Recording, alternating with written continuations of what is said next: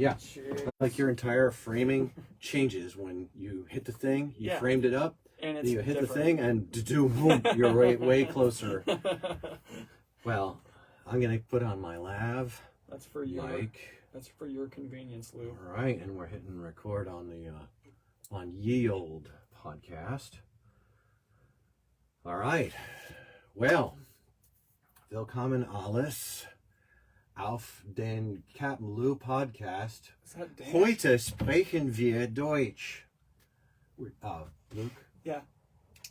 I didn't tell you this before we started, but we're just doing German. Okay, perfect. But it has to be really bad German. Okay, got it. Okay. No, just kidding. We'll be broadcasting in English today. Count your blessings. Probably better for our, what's it called? Stats. Stats. All of our Yes. analytics. Yes. Yes. Yeah, welcome to the CapmLew Podcast. We're up here in the upper sanctum with your Captain Lou and my co-captain Luke. for what it's worth. And we just finished probably what could be called some sort of a business meeting. Nothing going on there. Nothing too interesting. We've got a Facebook Live open. That always helps us. And it's nice to see that Jay Sloan has joined us. Hi, Jay. And we do not expect people to watch the ridiculously long Facebook Lives, which are often interrupted by network glitches. Yeah. We just finish them and start a new one. Yes. But the Facebook Lives do wind up getting dragged down by old Luke here. Yes. Luke is my sturdy, faithful friend who not so much keeps me on track, but keeps me grounded. And he keeps me on track. Uh-huh. And we've been talking about what it's like to be tasked with that. And I like it. we just got a comment that the CapmLew Podcast helps someone to sleep. And that is what I do too. I will put on a podcast and I will fall asleep to it. Yes. And I would like it if our podcast was a good one for sleepers, because that is what I like. I like to put something on that I'm listening to and just fade away. It's very likely that your voice has the right tone to be like sleep worthy. I think mine is a little high. At least that's when I listen to myself, but that can't be trusted. No. It can't be trusted. A strange thing. I don't mind my voice. It doesn't bother me to hear my own voice on a recording. I've kind of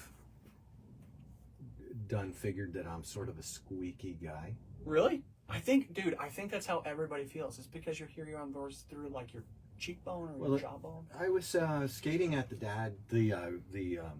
Geezer Club, the Geezer League. Yes. The beleaguered geezers. I was skating with the beleaguered geezers of the Geezer League. Yes. And I was saying, what has now become one of my catchphrases. Yes. Which is that I don't have any core strength. But it never comes out like that. Yes. It comes out like, I don't have any core strength. Like and real high. That is how I talk. Yes, dude. All up in my nose. I was not born in New York, but that's where I come from. Yes. And I get squeaky. And that is more than just fine with me. You run what you brung. You just got to run what you brung. Yeah. It's probably a manifestation of kind of looking at yourself in the mirror over time and being like, whatever. Yeah, whatever. Seriously. Do I like the way I look? Yeah, sure. Why not? What's for breakfast? Not body dysmorphia, it looks like. When I was a little kid, like 11, 12 years old, I wanted the feathered hair. Man. Really? Yeah, I really wanted feathered hair. And my hair grew really straight and fine. Not thin, but fine. Yeah. Thin came shortly later when I began to lose my hair. I had a hairline, like most people do. And I shaved my head. I went skinhead for my 16th birthday. 15th birthday? I think it was my 15th birthday. And we went out skating. It was May, but it was still 20 degrees. We went out skating all night. And I shaved my head before we went skating. And I noticed that my hairline was jagged. Huh. And I was like, what's that all about?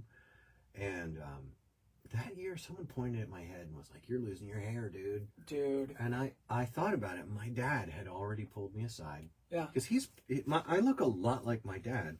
He has a ring of hair around the outside, you know? Yeah. And he grows it out pretty shaggy. And he also has a beard, and it's about as much as the beard without the dreadlocks in my beard. Yes. And he keeps it trimmed down along the sides, and he trims his mustache really nicely. He's a classy guy. Professional. He's a good-looking guy. Yeah. He's a good-looking guy. And my mom stayed married to him all the way. Yeah. So, you know, he must be good-looking enough. Something. And my dad pulled me aside when I was probably 16, and he said, "Look, Lou." I love when he used to do this. He'd go, "Look." He'd say, "Look, I have a son now." Yeah. And when he's arguing with you and he just wants to win, he goes, "Listen." listen. Like that video meme Yes. of that child who's Yes. speaking to like an aunt or a Yes, a nanny, right? and he's saying, "What's Like, he doing?" listen, Linda, listen. Yeah, dude. Like the word "listen" is just going to solidify his argument. But my dad wouldn't say "listen"; he would say "look," and I would always know that what was going to come was going to be something useful. My dad, he definitely conserved his ammo and didn't fight with me over dumb stuff. Yes. He goes, "Look, you and Brian, my brother, you guys, you're gonna probably lose your hair." And he like gets this pained look on his face, and he's like, "Do the world a favor. Don't," with the pained look on his face, "don't try to keep it. Yeah. Don't put things on your head." Yeah. Like, kind of like Archie Bunker kind of a feel to it. Like so disappointed. Don't shave it off and put a silk toupee with glue and mesh on your head. Yes. Don't fight it. Age gracefully. Just go with it. Yes. And I was already there because I always thought, I had learned by the time I was 15 by being savagely picked on for everything. I mean, oh, good Lord have mercy and heaven on you if you had a booger in your nose. Yes. In the 1980s in New York, or if your fly was down. Yes. Oh my gosh. And I think a lot of our listeners are like, "What are you talking about, the 80s?" Like, that's how it is now. Like, savage mocking over little tiny. We had chickens, and if one chicken had a feather out of place, they would peck it. Oh my gosh, dude. And then it would have more feathers out of place, and they would peck it, and they would peck them to death. Bro. Yeah, my parents didn't let that happen. We would separate that chicken out. It would become the special chicken. It would be a free-range chicken. Yes. Little did it know that it was food for coyotes if, things went south. But we didn't get that. You'll have that. We did not have coyotes come up to the barn. Oh. Possibly because of something as simple as a good cat. Oh. A good cat will make the coyotes choose somewhere else. Yeah, like, no, I'm good. Which is insane because coyotes are so good at killing. But I digress. Yes, go ahead. He says, age gracefully, man. Don't try to hold on to things like hair. Yeah. And I watched him, if he got too fat, he got an exercise bicycle, like one of those really old school ones with a belt that goes around the wheel, and like you a just fan? screw this thing. No, that's fancy. Oh, that's fancy. Okay. Pun intended. No, it had you'd screw this thing and it would just tighten the belt on the wheel, and it would, and he would get down there every morning at 4 o'clock in the morning and go for a half an hour and just get thin again. My Good dad, for him, man. my dad was a good example to me of moderation. Yeah. And I carried that with me, and so being a bald man never bothered me. I don't have that. Now the one thing I do, I diligently cover my lid. Yeah. And you know why, right? Yeah, because it'll cut, bro. It's like paper thin up there. Have you seen it happen? Yeah, dude. You've been with me. Yes. And with other people, they'll bump it and it just splits open. The littlest bump. I know, dude. And also, I like being able to rub it with my hand and not have a bump or a cut, Yeah. And I like being able to shave it without having to shave around a bump or a cut. Yeah. And that's one bump and it's gone. And just something as simple as a hat can make the difference between a cut and just a bruise. Yes. It's fine. Bruising's fine, but it's a poor man's hard hat. That's what my dad always said. I'm not against it. Yeah, it's a poor man's hard hat. The real poor man's hard hat is hair. Wow. Because you can't even afford a hat, but you have hair. You gotta have it. I don't have that gift. Yeah, that's a problem.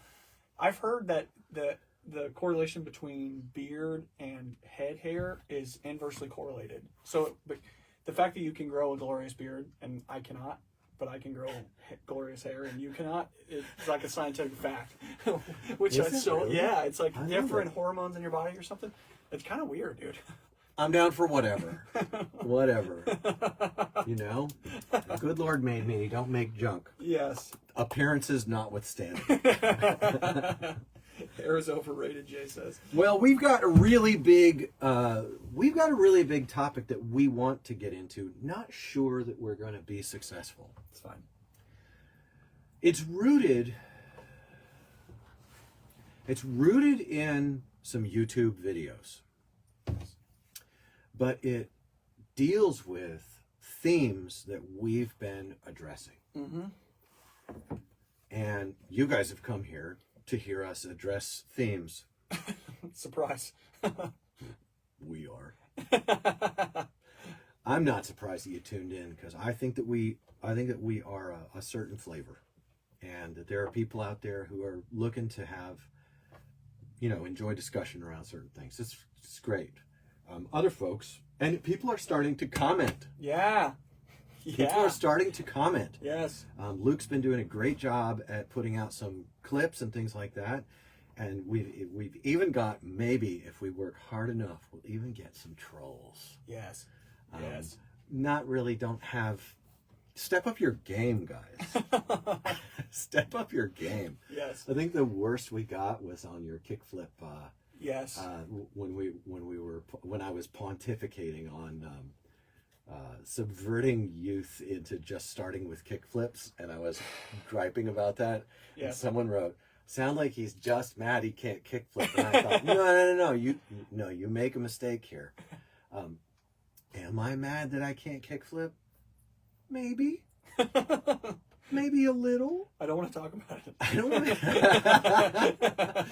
But I'm not just. Yeah. AKA only. Yeah. Mad that I can't kickflip. In fact, being mad that I can't kickflip isn't really a predominant dynamic. I'm predominantly mad that skateboarding's media pushed kids into scooters. Yeah. And the kids came out the winners. They got to play without being regulated by a bunch of dried up. Oh my, I'm starting to call names. I know, dude. God bless you if you're a dried up. Old head. No, those are the guys that called me an old head. Oh. Yeah, they were the first guys to start calling people any kind of head.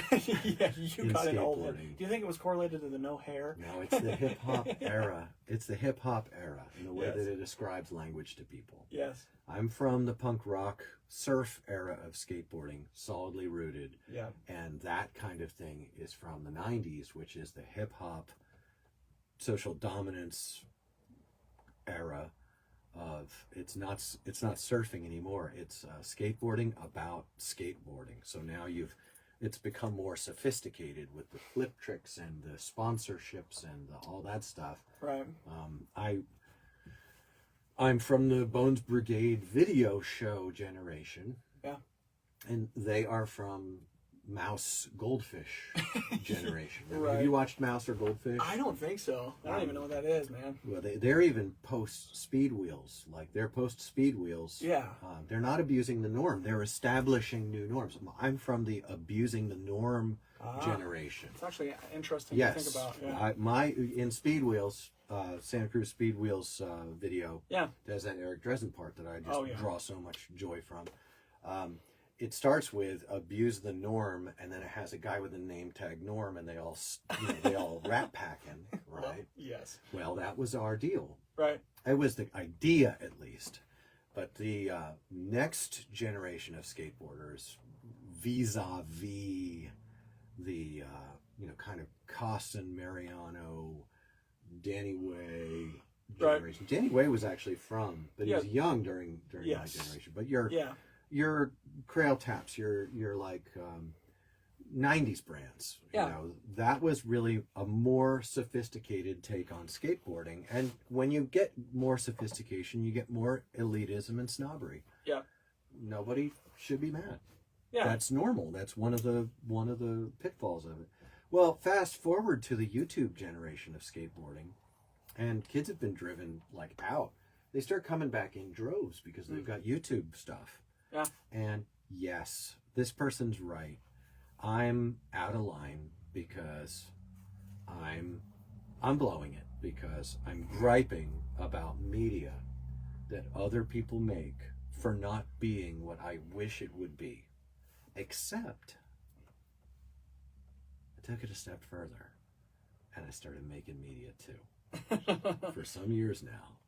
So yeah, and I must insist that we weren't even that negative about those boys. We were pretty gentle. We were talking about principles and overarching themes. We weren't like, like. I must insist. Yeah, I must insist, bro. I don't even think, I don't apologize for anything. You shouldn't. Yeah, I think that we were right where we were supposed to be. Where would I be if you didn't give me a nudge? Yeah, seriously, bro. But look at how the trolls win.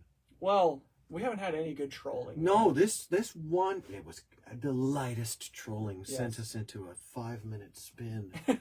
We're never going to survive. Of apoplectic intellectual apology. Yes, yes. Keep them coming. Yeah, come on now. I love it. Yeah, but thanks to folks who encourage us too. We just want you to know that the real money's in the trolls. Yes. We really deeply appreciate the folks who hit us up and let us know that they're enjoying the podcast and that they like there being a broader discussion of certain things, a slower discussion, if maybe a deeper one, maybe. No, for sure. We're not that deep. Yeah. I mean, we're relatively deep. What we lack in depth, we make up for in rugged attractiveness. And humility. Well, I don't know. Knowing you're good looking is not the same thing as thinking you're better than someone else. Well, that is true. It's knowing you're better looking than yeah. See the difference there? No, I'm just baiting the trolls. Yeah, I know. I'm just baiting them. We should do an entire podcast where we just bait. Well, this has been a prelude to what we really wish to address, and we're just gonna have to do it with what we got, which is not much. Yeah. And we're not apologizing for that. This is us. Hey man, Luke, how do we tell them what we want to talk about? We'll frame it up. Frame it up for us, There were Luke. 4 videos put out by a guy named The Hyphenate. Hyphenate. Yes. The Hyphenate on YouTube. On YouTube. The first one's an hour. The second one's probably 20 minutes. The third one's 10. The fourth one is also about 10 minutes. The first one is where the meat is at. And it's a story about a person who is a media guy who was involved with Steve Barra and the Barracks and the subsequent chaos that followed. It was a negative experience for him from his perspective. But his perspective, I think, is valuable because it is a vignette into the dying LA skate culture that we have been... Skate industry culture? Yes, skate industry and also skate culture, I think, that we've been seeing for a long time. And the things that you've been talking about for like 10 years and talking with me. So we wanted to talk about it because it was really important. And the way that he did the videos was super, super good. So the first one was an explanation. It was about an hour and 15 minutes maybe. Mm-hmm.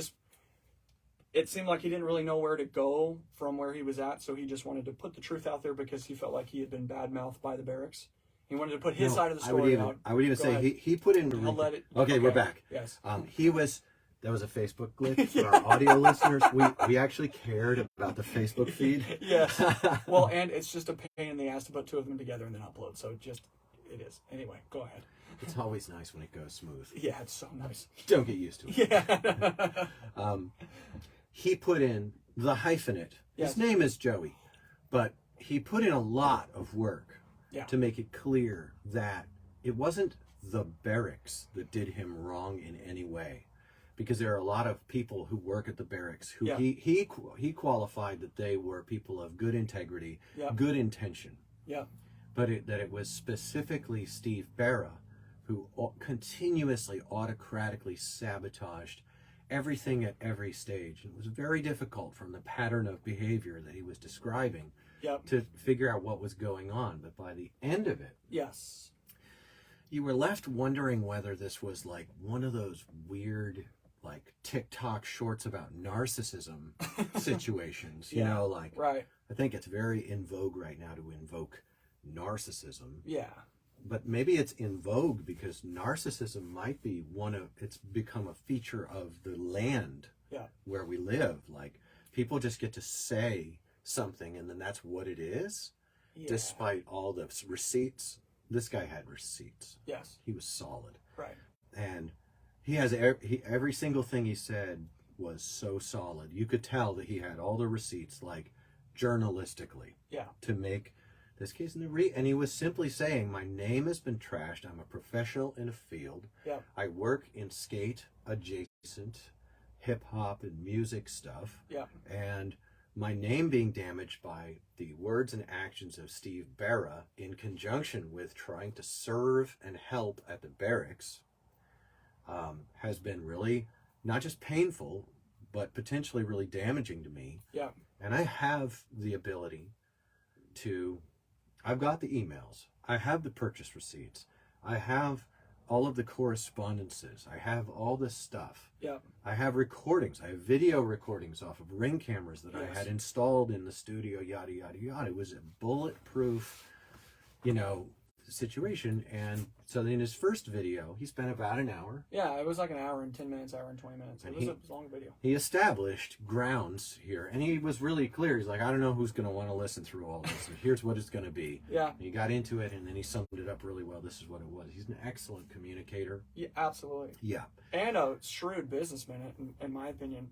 Really, really lots of respect to his sense of not only business, but personal boundaries. Yes. I think it's like, one reason I would like more people to see that video and think about it is because the reason that the behaviors described in that happen is because people don't have solid boundaries. Yeah. People are so easy to push around, easy to intimidate, easy to silence with intimidation. And there's this term, it's really in vogue right now, gaslighting. Yeah. Where someone says, what you said was wrong, and then immediately all you hear is, I didn't say that. What you did was wrong. Yeah. I don't like what you did, and then immediately you hear, I didn't do that. Yeah. And you ask them, what did you do? And they'll say, well, it wasn't that, because that would be wrong. Yeah, because that would be bad, right? And then you say to them, I've got emails, I've got video recordings, I've got phone recordings, they all prove that you did that. Right. And the guy says, you're just mad because you can't kickflip. Yes.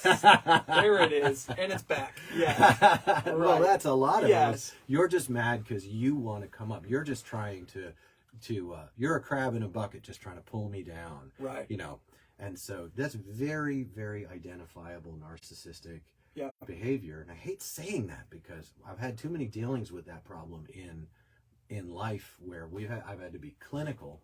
Yeah. I'm not a clinician, but we've had to be clinical and clear in our own personal life, helping people get out of the clutches of abusers and things like that. Yeah. So it cuts personally in my heart. Yeah. I think the one important thing it would be good to frame up the narrative that he made. Keep us on track. Yeah. So he basically described maybe a 2-year process, you think? Something like it. Yeah, something like a 2-year process of being involved with the Barracks by winning a contest when he was really young, and then bringing Steve Barrett gear from his new company that he built 5 years after he won this contest. Yeah. And then slowly over time kind of pitching the idea of creating a podcast and gaming channel for the Barracks. Mm-hmm. At the Barracks in conjunction with his already created brand, which is called Doubt Me, I think. Yeah. Fashion brand. It's a fashion brand. It's LA. Yeah, it's hip hop and all that jazz. Yeah. So he's telling Steve Barrett, hey, I can do this. And Steve Barrett, it's from his perspective the entire time is saying, yes, green light, do it. And then as soon as not only that, Steve Barrett is asking for this. Yes, he's saying, he's give asking me the rundown. And he continues to give rundowns. And then finally Steve Barrett says, okay, let's do it. He pulls the trigger. The Hyphenate buys all of the recording equipment. Installs at a cost of just under 10 grand. Installs a studio. Yes. Furnishes, equips a professional studio for gaming and casting and all the things. Yes, exactly. In contrast to us. $20 lav mics and one iPad Pro. Right? Yeah. But Take note, kids. This is the difference between LA and the Midwest is no, we are not gonna put out that much money because we don't have it. Yeah. There aren't dollars like that. And that can be a good thing. So he installs this system, the situation, right, and then he also succeeds in landing accounts and branding deals right, with big things like caffeine, right, and Hypebeast, also hip hop, also fashion, also LA, is involved with the Barracks, in a majority ownership type of deal, and it turns out that the entire studio and all of its deals got done outside of the knowledge of Hypebeast. I think that's untrue. Oh, okay, maybe not. I think that specifically is untrue. I think that Hypebeast knew the entire time that was happening. Good. But what was happening essentially was that Steve Bear was having all of these dealings with the Hyphenate, and it was all word of mouth essentially. Nothing was really written down, but it was all like, it was legal contract by email. Okay, yes. And it was also written agreements that were responded to and signed. Yes. I mean, it was not a bro deal. It started out as a bro deal, transferred to not a bro deal through emails and text messages and things of that nature, but no contract was actually signed between the two. So this continues for it sounded like a long time. Yeah, I don't know the scope of that. It was at least 1.5 or 2 years. Yes. And the entire time, the Hyphenate is creating game plans, creating content, saying, Steve, let's do this. You said we're going to do it. And they finally decided on 2 podcasts a week and 3 streaming videos, gaming videos a week. Mm-hmm. And it continues.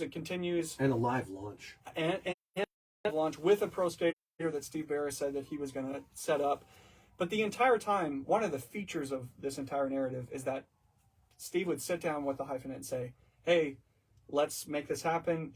Game plan it for me. So the Hyphenate does all the game plan. And then Steve would say, great, let's meet next week to finalize. And then next week it would be the same conversation. Okay, what's the game plan? And the Hyphenate would be like, all right, send it to you in an email. He's like, resend it. So he resends it. And then they go through it again. And then it happens again and again and again. And then you have longer stretches of time. What have you done? Why did you do this? I never approved that. Yes, I never said that. And that would happen a lot, that it was like, yes, do it, definitely, go. Right. And then when it gets done, it's like, why did you do that? Right. I didn't approve that. And then it's like, bro, right here, here's the letter here's the letters of right here, you said do it. Yes. I had already described what it was. You said that's good. Right. You had even reviewed it yourself. Yes. Said do it. Now you're asking me, why did I do it? Right. Well, because you said. And then you're telling me I never approved that, but here's your approval. Right. Like working with people, you're gonna run into that. Sure. In fact, whether you're working a job and you have a manager that does it, right? And I think it's a really common experience. These people who are responsible, a lot of them didn't prepare, Yeah. And they get a tiger by the tail, and now they're responsible. They said, oh, we're going to do this, and we're going to do that, and we're going to do the other thing. And they wind up with a tiger by the tail, and they get erratic and emotional and weird. Yeah. And a lot of them, instead of taking lumps and moving forward, they just dig lower, man. Yes. Just keep digging. Right. Yes. And a lot of what seemed to be going on there was just digging deeper, and it was real interesting. And so after the first video came the very strange account through the Hyphenate. Yeah. And I tend to believe him, because he brings receipts and he frames everything he's saying not in the way that a person that's fabricating would do it. Yes. What can you say? It's not exactly he said, she said. Right. Because this guy claims to have full receipts, and right. he shows evidence that is the case. Right.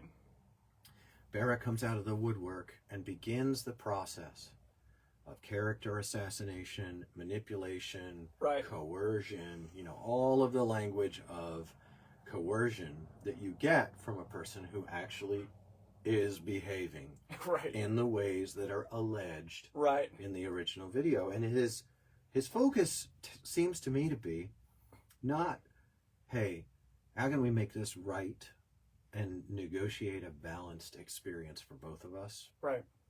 Okay, it's not, it's, I need you to take down that video. Right. Why are you attacking me? Right.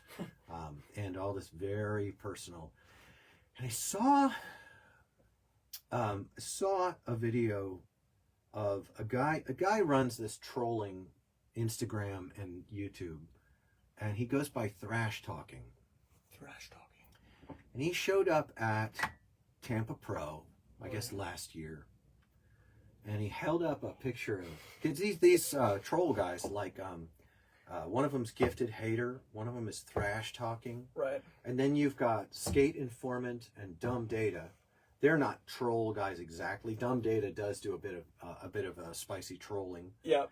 But you get these guys, and they do things like they poke the bear. Right. And in this case, he poked the bear. He Thrash Talking went to Tampa Pro and held up a joke picture, meme style, of one of the Cariuma sponsored skaters. Yeah. This Cariuma is in the crosshairs right now. Right. And held up a joke picture of the skater during their run at Tampa Pro. Yeah. And this skater went on to be a bronze medalist for the United States. I mean, like we bow down. What was on the poster? I can't remember. I know. It's like I didn't want to say. Was it crude? It was crude. Okay. It wasn't obscene exactly. Yeah, but it was sure. crude, and Yeah. it was meant to be like, you're during your run at the Tampa Pro, and Yeah. I'm a troll, and I'm trolling you, and it was juvenile. Yeah. And it was inappropriate. Sure. It wasn't obscene. And Steve Barra just like exhibited a set of behaviors that I don't think are rare enough in leadership in the industry community. And that one is also good, if you want to look up Thrash Talking.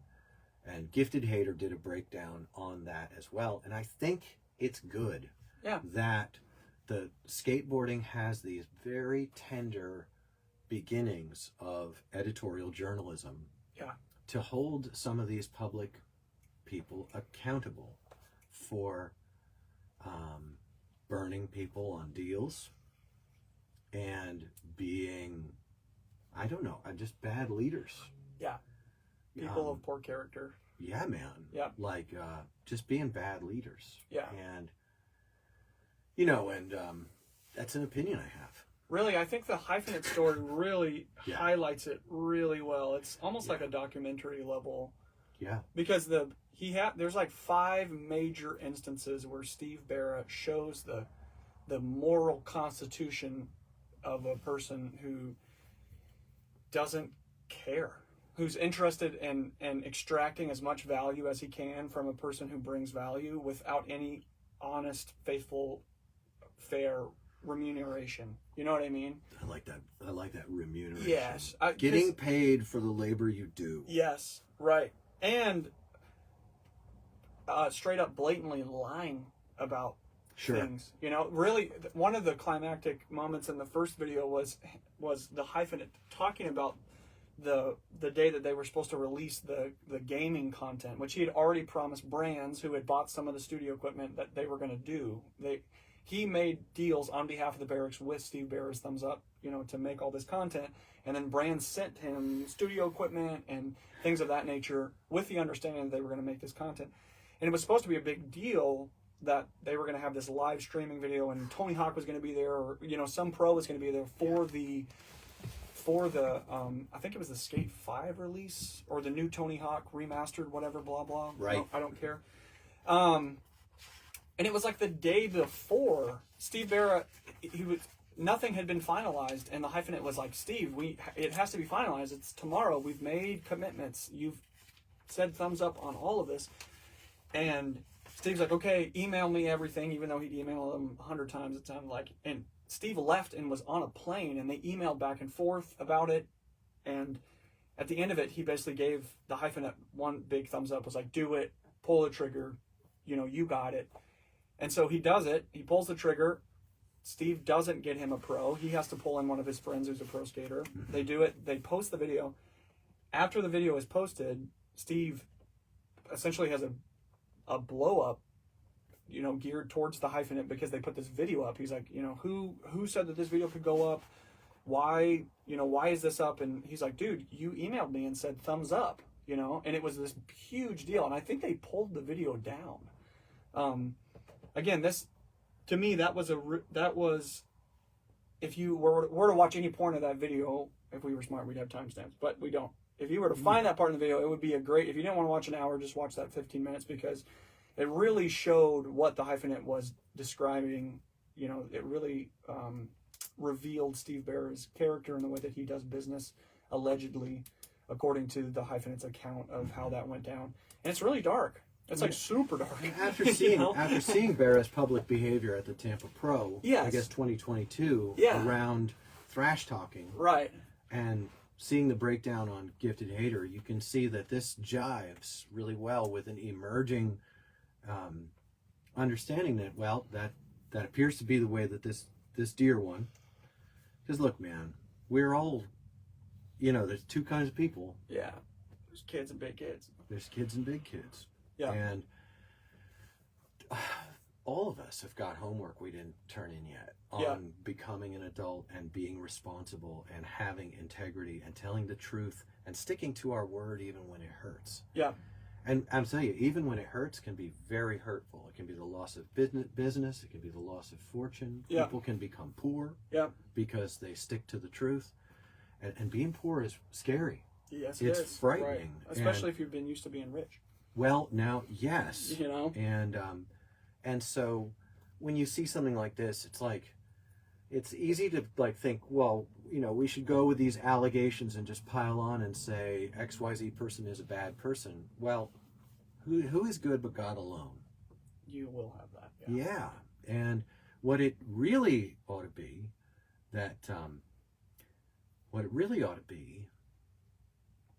is this guy's got some work to do. And there will be consequences, and things will shake out. Sure. It came out that nothing happened through that interaction that compelled the Hyphenate, Joey, to pull down the original video.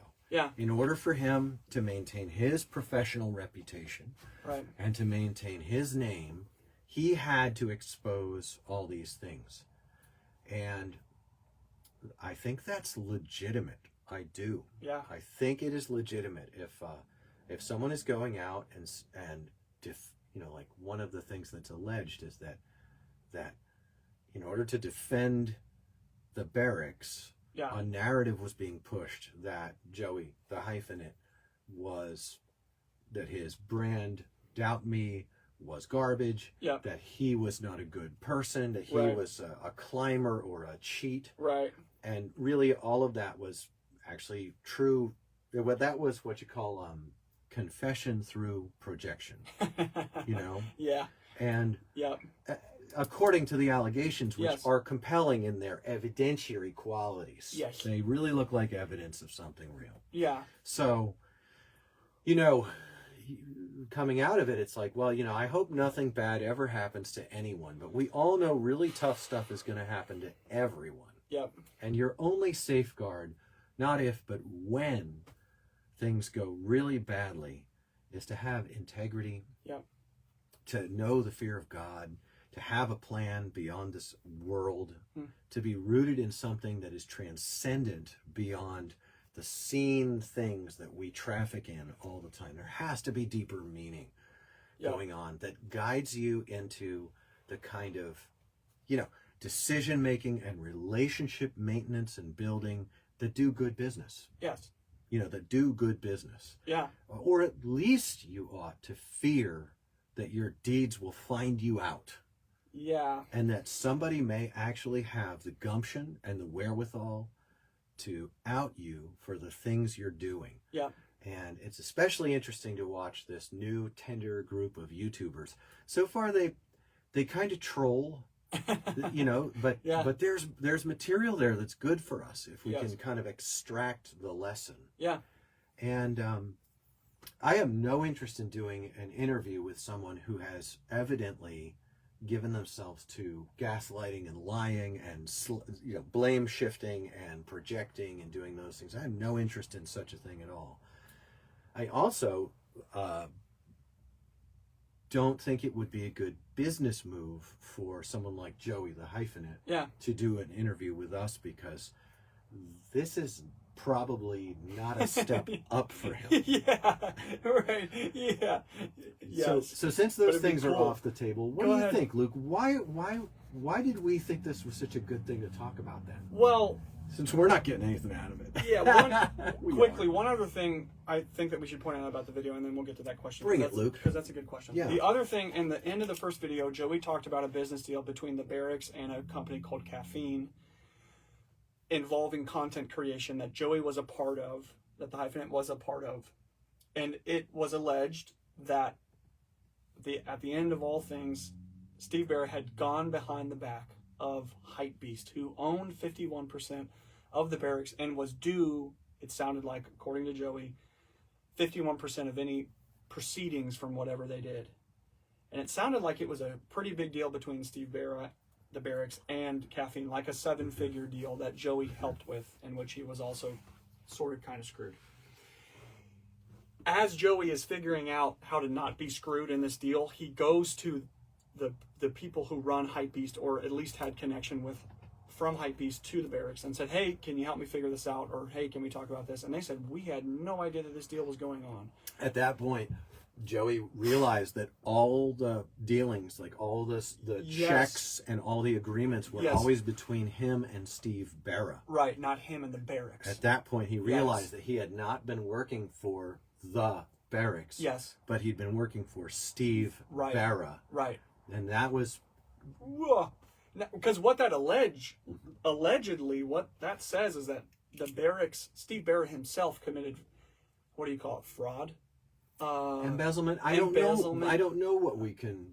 What we know is that Hypebeast gets 51% of any money brought in. Yes. Hypebeast didn't know that there was money brought in. Right. So their 51% must have been being held in escrow. I hope. And if not, and maybe Hypebeast, after they found out from Joey that this deal with Caffeine had been made, maybe they went to Steve Barra and got their money. Yeah. But it is a strange conundrum. It is strange that A, Joey was getting paid straight from Steve Barra, and that B, even after the deal was done and being activated, the content was being put out into the world, Hypebeast had no idea. Yeah. That's remarkable, at least, because that is remarkable. Because there's a shadiness. Yes. That's shady. Yeah. So the reason that's, in my opinion, it's important to talk about these things is because there's many reasons, but one of them that comes to mind is that it supports the things that we've been saying and that you've been saying all along about broader skate industry culture, which is essentially run to the bottom as quick as you can. You steal from Peter to pay Paul. While the entire time you're doing that, you're promoting this core culture. I mean, Barracks is like as core as skateboarding gets. And at the very least inside their own... I think it's up for debate. Yes, it is. I agree. Building street spots. Yes. At the very least within their own organization, there is such devious deeds being done that within their own organization, they're screwing people out of money, out of deals that they made. They're going back on their word. So what does this mean what does this say about the broader skate industry itself? It says a lot of stuff. Don't meet your heroes. He said that in the video, and I thought that was a real keystone moment. He said, I wish that I hadn't met my hero, because Steve Barra was his hero. He really enjoyed the Barracks for a long time, and that was one of the reasons that drove him to go so far in business with the Barracks, because he was hero worshiping. He came up with the Barracks being this major feature of legitimate skateboarding, like a hub and a builder of skate culture, right? And it has been and was. And it's sad to hear someone say, "Don't meet your heroes." I kind of feel like maybe. I don't think it would hurt you if you had been. See, because I have people who never were my heroes. Yeah, right. I mean, I've literally heckled them myself. Yes. At the skate park. Yes. I heckled Ray Barbie at Yes. the skate park. I told him to please excuse me. Can you finish up? We're trying to skate here. Yes. Like, I loved it.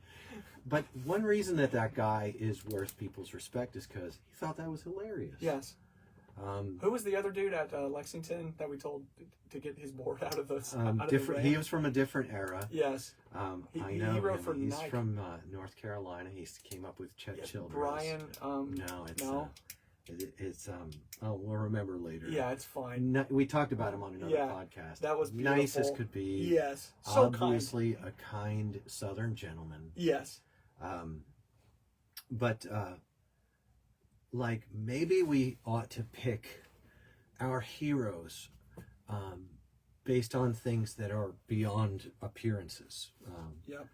You know, I don't know. I don't want to go too far on that today because it can be a really negative discussion. But I do think that we have mislaid our admiration in skateboarding. Yeah. And we have, I have often heard, though not for a while, because I stay inside a lot now, but I have often heard, he's making money, so he must be doing something right. I've heard that so many times. Okay. To excuse horrifically bad ethics in skate industry. And the skate industry controls skate culture to far too great an extent. Yeah. Less now than it did before 2008, when Instagram and Facebook really started to blow it out. It wasn't until 2010 or 12 that Instagram really started destroying the barracks rules. Yeah, right, right. And this makes me think of a rule that was published. I think it was in Jankum. Could have been in the Ride Channel. Might have been in Thrasher, but I bet this has been said by all of them and more. Rule number 1, don't talk shit about the industry. Jeez. Dude, so many people have been straight up disappeared just because Thrasher decided they didn't belong in the lineup. Yeah. And that's Thrasher's call. Yeah. You know, that's Thrasher's call. If they want to run it like a gang or run it like mafia with nepotism and corruption and all that stuff, they have that freedom to do. Yeah. So, what are you saying, Lou? Are you saying that rule number 1 is right? We shouldn't talk shit about the industry? No. I'm saying it's time for us to pick another rule number 1. Now that enough of us have been kicked out, yes, that there's more of us out here than there are in there. It's nice out here. We ought to say, we should not talk shit, which is what, like, Gifted Hater is. He's a sweet guy. He's tongue-in-cheek. Right. He's having fun.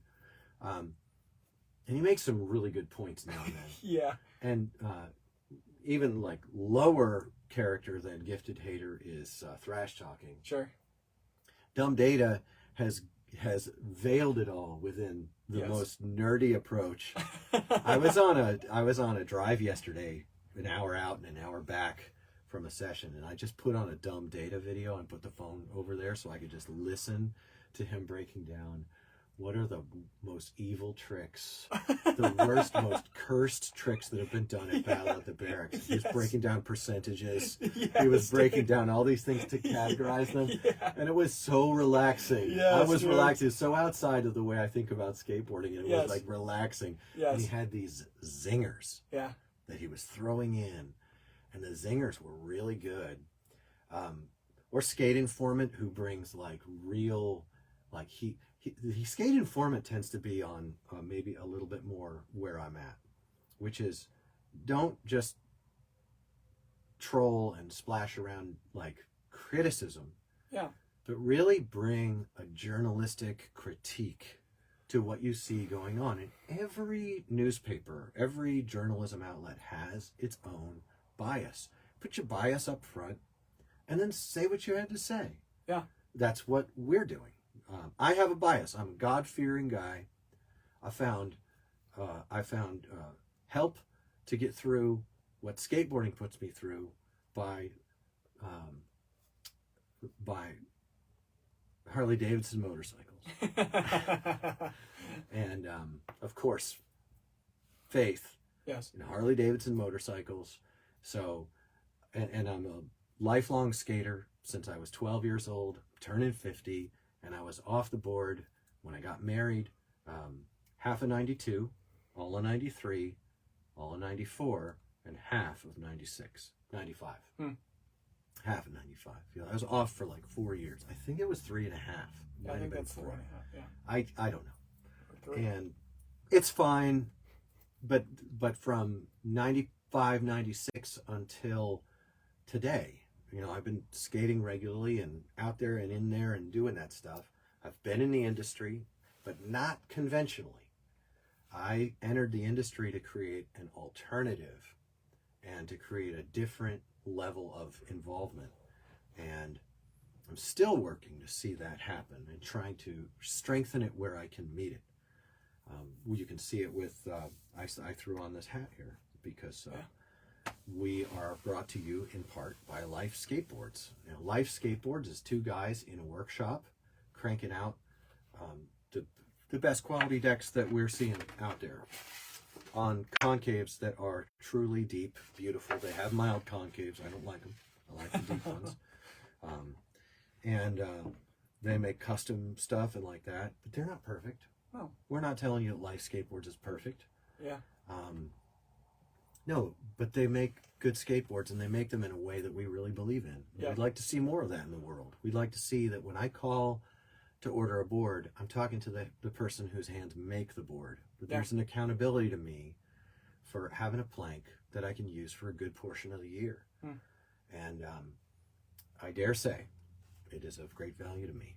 And I think that some of you it would be great value. And I work hard for that to be mainstreamed. But instead of talking shit about the industry, we should be talking about the shit the industry is trying to pull off on us. That's what we should be doing. Yeah.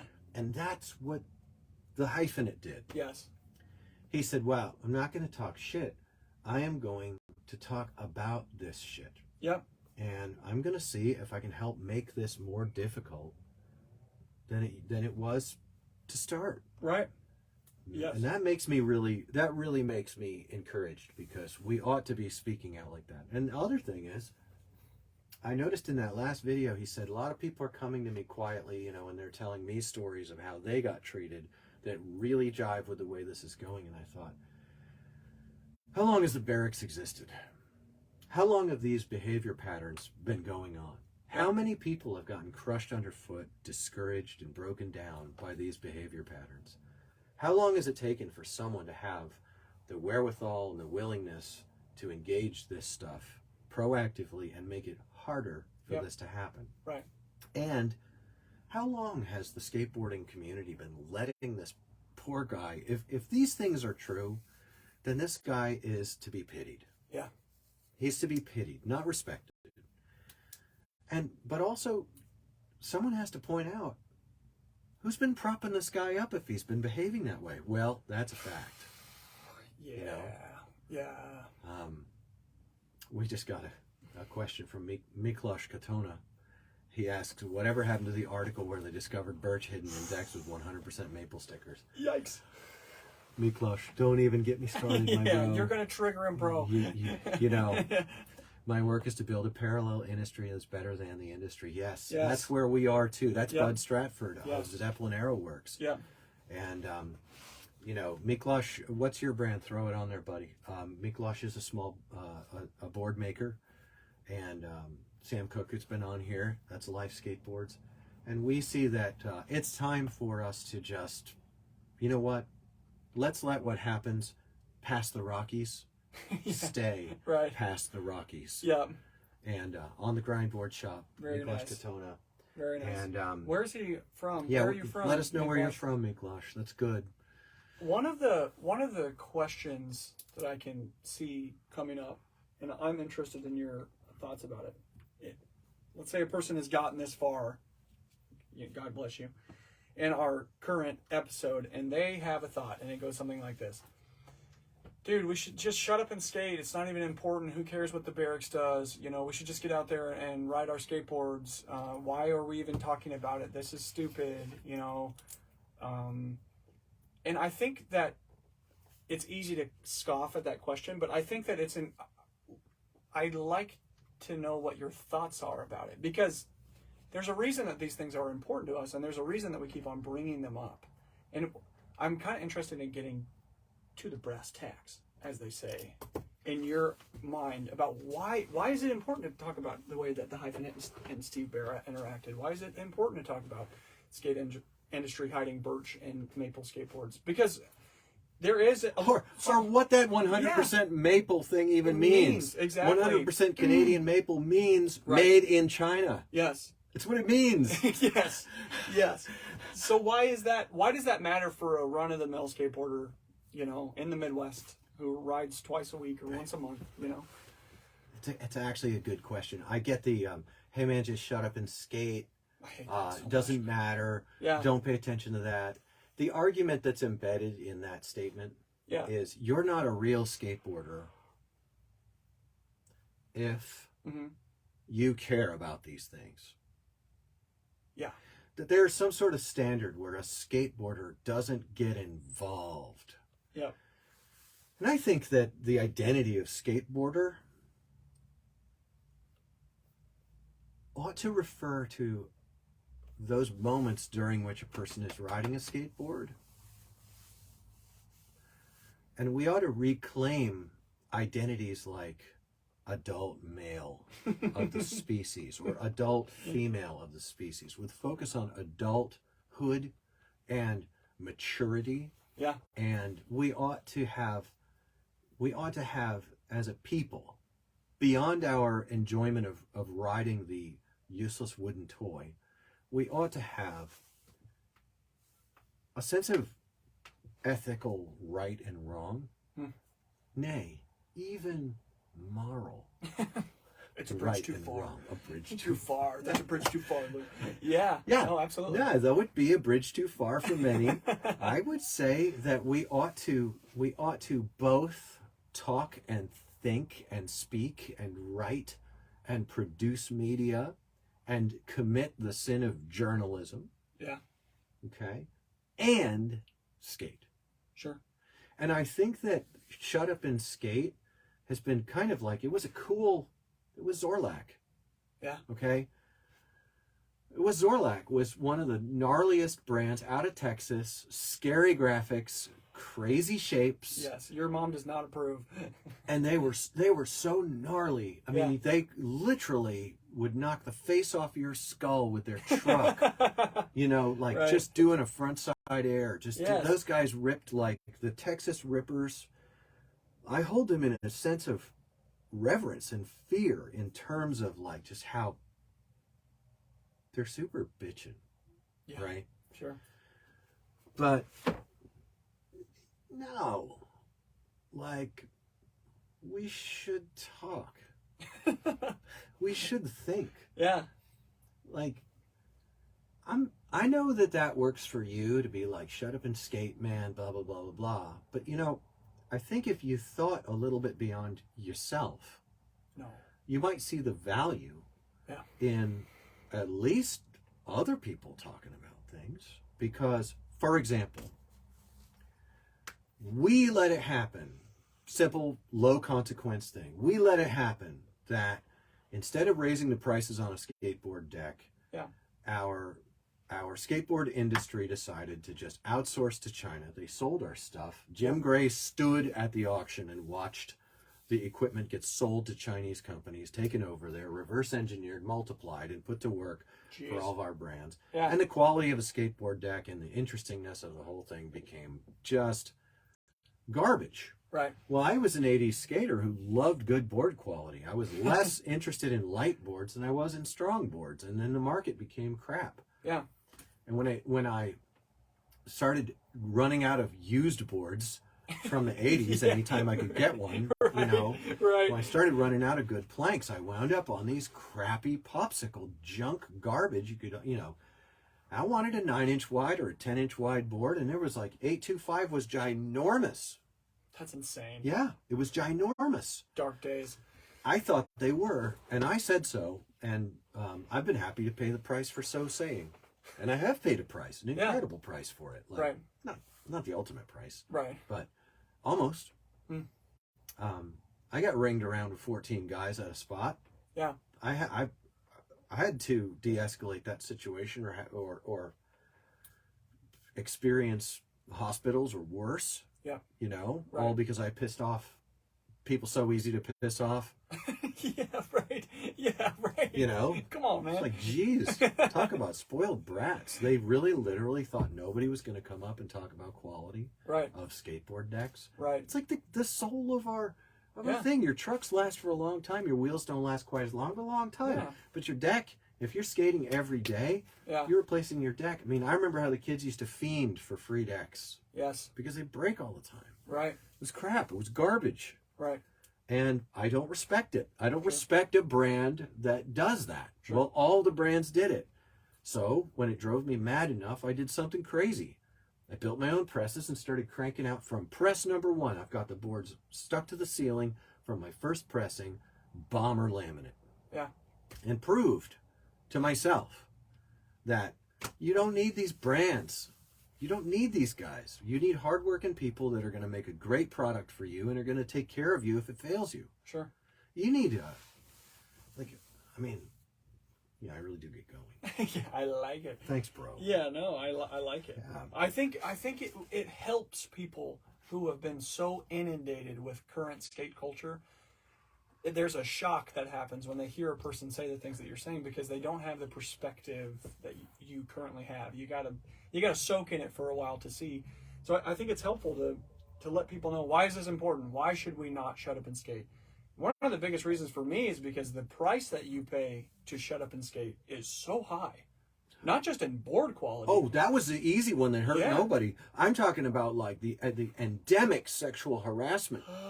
Endemic to skateboarding for so long. Yes. And finally the Me Too movement hits and all of a sudden everyone starts acting like that didn't even happen. Yes. And it made me angry. Right. I'm not... things are maybe a little better now. Maybe some cats are a little bit more scared to try and pull the sort of stuff that they were doing all the way up into 2018. Yeah. Just on the regular. Yeah. And the whole community around me. Yeah. It's like, oh, that's just so and so. He's an old horn dog. Da da da da da. When he should have been kicked off his sponsorship. Yeah. Step 1. Right. Behaving like that, should kicked off his sponsorship. He should really experience some personal regulation by big brothers who stand guard over the most vulnerable. I mean, I knew a skate shop owner who was proud that he got the kids to try drugs and said to me, I want every kid to try every drug. These were said to me. I don't have receipts on that, and I'll never say who it was. Sure. But I was a big supporter of that skate shop. Right. And I didn't withdraw my support from that skate shop because it was an avenue through which I could be present to my community. Sure. But boy, did that put a damper on my expectations of any skate shop to have a clue. Yeah. And he got kids to smoke salvia. Yeah, come on, man. Don't get a kid to smoke salvia. It's like 10 minutes on another planet, dude. Come on, dude. It's like, and especially a kid. Their brain isn't even developed yet. So you see, like, my whole deal on board quality and what's a brand, and what's the difference between a brand and an actual skateboard company that actually makes something. I mean, Life Skateboards, warts and all, for any failure that's ever happened through Life Skateboards. Yeah. They are a skateboard company. Right. I'm loyal and I back Life Skateboards because... Right. And I have a history with Life Skateboards that includes the kind of thing that histories have. Right. Real relationships have disappointments. They don't give up on me and I don't give up on them just because we hit some bumps along the way. Right. And not all bumps are their bumps either. I got bumps. Sure. Right. And, but what matters is that they're a real skateboard company. I mean, not only are these hand-cut lino graphics, that are put on, rolled, and put on the boards with an embossment. Yes. All right, that's sick. But I know the exact person that put them on, Who decided to double them up when a single one in the middle would have been fine, but was like, these are for Lew. We want him to have doubles. Yeah, that's sick. Yeah. Yeah. And like that's the kind of thing that goes into a real skateboard company.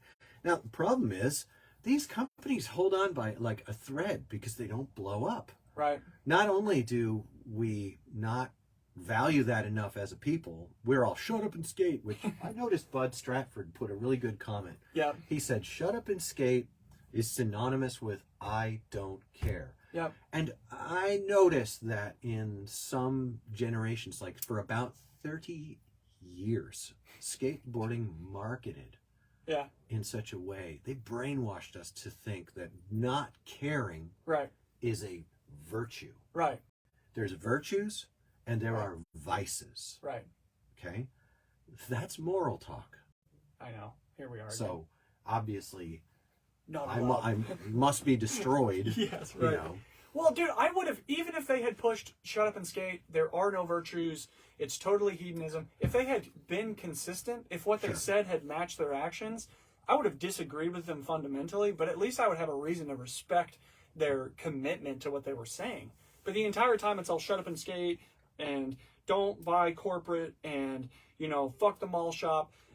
The entire time, Thrasher's in the mall shop, and all your money's coming from Nike and Adidas shoes. You know what I mean? It all goes on and on and on. I'll never forget the time that I got snarled up with this core skate shop. By us, for us, super core, with an all caps skate shop owner pounding away on social media, telling you that you were wrong because of what brand you bought or where you bought the brand. Sure. And on the door of that skate shop that stiffed me on consignment, that took a local skate brand and made them do consignment instead of a solid purchase, sold all the boards, stiffed me entirely on consignment.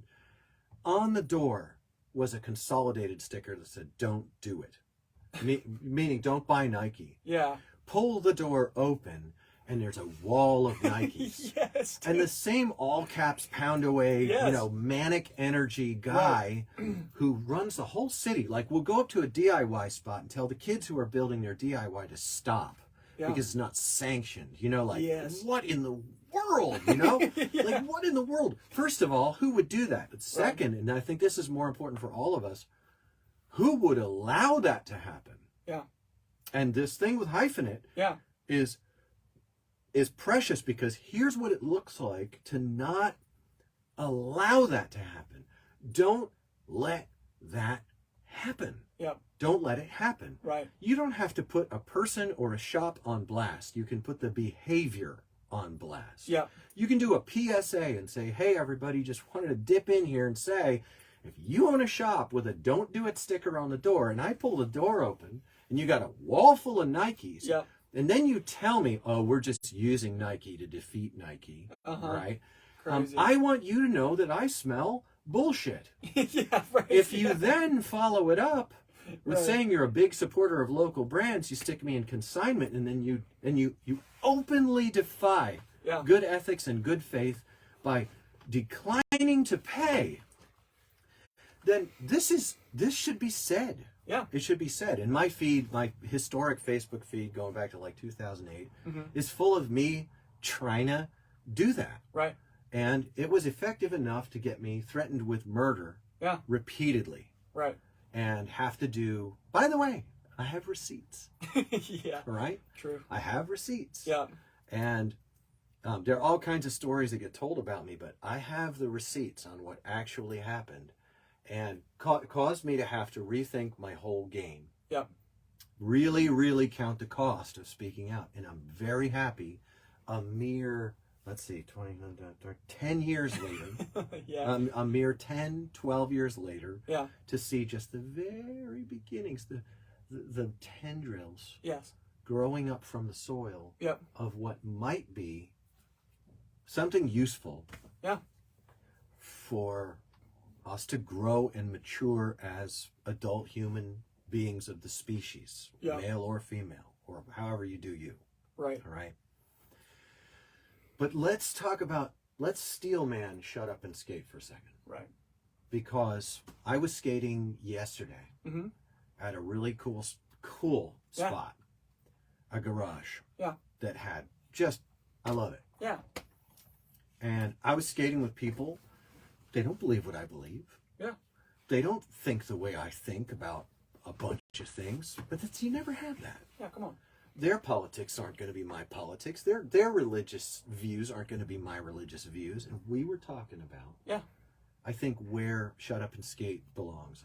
We were talking together about how, look, man, once we're rolling on these things, just freaking root for each other. Yeah, man. You know, right? This isn't church. Right. It's not as important as church. No.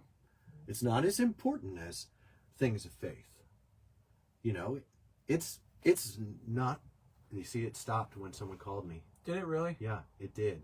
Bro. Yeah. So somebody called me. I even have it on Do Not Disturb. Come on, man. We're gonna rescue the podcast here. I caught that. See, now that's janky. If you hit the record button again, does it just start? No, dude, I think it has to finish processing. Dark, bro. Dude, this whole Podbean thing, man, it's just nuts. The user interface has been displeasing to say the least. I thought I put this thing on Do Not Disturb. You did, but it's it's like focus, so you have to like switch. Do driving. Turn off your work. Focus on you. Really intense, dude. Yeah, come on, man. That's just dark, man. All right, recording paused. All right. Well, we just had a little glitch in our recording. Yes. Someone called me. Yes. And it stopped the whole recording, but we caught it. Yeah. Now, Steel Manning, Shut Up and Skate. Yeah. There's a real degree to which, when I show up to a skate park, I don't need everyone there to be the same thing I am. No. I don't need everyone there to hold the same opinions I hold. Right. Someone there might hold opinions that I disagree with. Yeah. I may hold opinions that someone else would hate me for automatically, but we're riding skateboards right now. Can we just do that? Yes. Can we just do that? Now is not the time to have a big drama about, like, politics. Now is not the time to test me and make sure that I fit the right categories. Now is the time to frontside grind. This is the time where we frontside grind. Right. I'm going to stall a silly, immature, absurd double dip Smith. Yes. And I'm just going to tip it back in, and I'm just going to roll away and do it again and again because it's all I can do. Yeah. Because I don't have any core strength. Because of the lack of core strength. You can Absolutely. Here's the thing. Whoa. What's this all about? Look at this. The whole thing is corrupted. No. I can extract the audio from the video. We're saving that one and we're going to start another one. Absolute madness. Mad Lab. Mad Lab. We're glad for our Facebook audience that can watch us as we fight and as we... Oh, did you see that? Piece of shit. Did you see that? The whole thing just blinked out. Podbean. Oh. Unbelievable. Lovely. It's like the other day I pulled up to Starbucks, right? Which could be any day. Yeah, like every day. Look at that. Oh my gosh. Look at that. Just unbelievable. Flippin'-leavable. You know what I'm doing? I'm going into the file here. I'm going to pull up Podbean on here, and I'm going to see if it tells me I need an update. That I need an update. Wow, dude. I pull up there, and nope, doesn't say update. It says open. Yeah, so Podbean should be working. Pull up to Starbucks, and the insanity of this story is that do a voice memo. Unbelievable, bro. Yeah, that's dark. It really is. Good thing we don't pay money for this every month. We pay $40 a month for Podbean to work. Yes. And this is what we get. Unbelievable. So, voice memo. I'm pretty sure that we can do it. Voice record? Yes. All right. Flippin'-leavable. Is it recording? Hit that one. Yeah. There we go. Bro. What? We can do it on mine. Is this a memory thing? I don't know, dude. What a strange. Sorry, folks. We're just doing our thing. We're trying to live our life, but it feels a lot like the whole thing. The whole thing is stacked against us, just in terms. And you have plenty of memory. Well, it says we have plenty of memory, but wait for it to calculate for a minute. It doesn't seem like it should have any problems. But I'm really shocked that we pay for hosting and services through Podbean, and that we can't even record properly on it with no reasons why. So I'm going to try again. It really looks like they've gone. Okay, we've succeeded. We've succeeded in getting a recording started back. This will have to be spliced in somehow, maybe as a part 2. Yes. To our 60 minutes that we just did. And we've been kicking around the Hyphenate Barra situation. Yes. Talking about the emergence of a new quality in skate media. Yeah. We've been talking about the pushback of shut up and skate. Right. And you steel-manned the argument for shut up and skate, which I think was really good. That when you skateboard, it should be for skateboarding, that we can all come together. When skateboarding's at its best, we're all together, unified, playing on dumb, stupid toys. It should together. be. What we should need to agree on in order to do the skateboarding should be that skateboarding is cool, man, the way you want to do it. Yep. However you do you, I'm going to do me. If you want to line up and see who's the best, do it. Cool, man. And if I want to just go be like a shark circling around all of you guys and find a line somewhere where you're not all standing or sitting, I'll do it. Yeah. I might heckle. What I don't like about the shut up and skate, even though you make a great argument, I'm just trying to be fair. No, absolutely. I like it, and I think it's fair for us to do that. What the problem is that if you're all swimming in the same pool, but there's shit in the pool, everybody's going to get sick. And I'm not just talking about skateboarding industry ethics, which are dark. Yeah, they are. They are. I am personally driven by the idea that inside of skateboarding, there is such bullying and even sexual violence against people that we've all decided is now not important because we're all hedonist and we just want to do what we want to do today. And that means that anybody, not only that, but we hold through the shut up and skate mantra that anybody who wants to talk about that is not a real skateboarder, is bumming everybody out, is blowing the sesh up.